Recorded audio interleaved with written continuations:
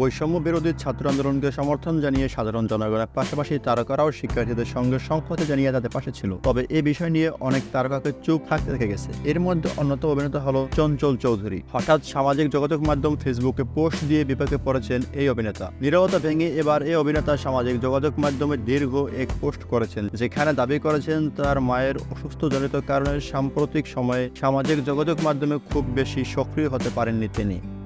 দেশে সাম্প্রতিক পরিস্থিতিতে তিনি কোনো মন্তব্য করেননি দাবি করে চঞ্চল চৌধুরী তার ফেসবুকে লিখেছেন, আমি চঞ্চল চৌধুরী বলছি। আমার নাম ব্যবহার করে কোনো বিদেশি বা দেশি পত্রপত্রিকা বা সামাজিক যোগাযোগ মাধ্যমে সাম্প্রতিক পরিস্থিতিতে যদি কিছু লেখা হয় তার দায় আমার নয়, কারণ এখন পর্যন্ত আমি কোনো পত্রপত্রিকা বা সামাজিক যোগাযোগ মাধ্যমে কোনো বিষয়ে কোনো বক্তব্য দেইনি।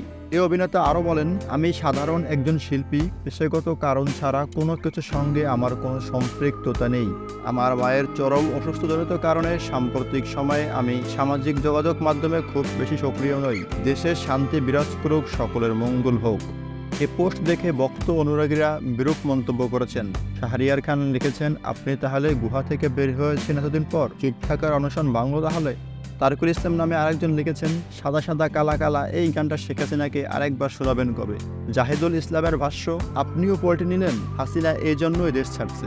উল্লেখ্য, চঞ্চল চৌধুরী ছোট পর্দা থেকে শুরু করে চলচ্চিত্রে অভিনয় করে দর্শক ও সমালোচকদের প্রশংসা লাভ করেছেন। অভিনয়ের পাশাপাশি তিনি মডেল ও শিক্ষক ও গায়ক। তার অভিনয়ের স্বীকৃতি হিসেবে শ্রেষ্ঠ অভিনেতা বিভাগে 3বার জাতীয় চলচ্চিত্র পুরস্কার এবং সেরা অভিনেতা বিভাগে 1টি মেরিল প্রথম আলো ও 2টি সমালোচক পুরস্কার লাভ করেন। এছাড়া মোট 12টি মেরিল প্রথম আলো পুরস্কারের মনোনয়ন লাভ করেন চঞ্চল চৌধুরী কোডা, সোডা ও ইউডা কলেজের চারুকলা প্রভাষক।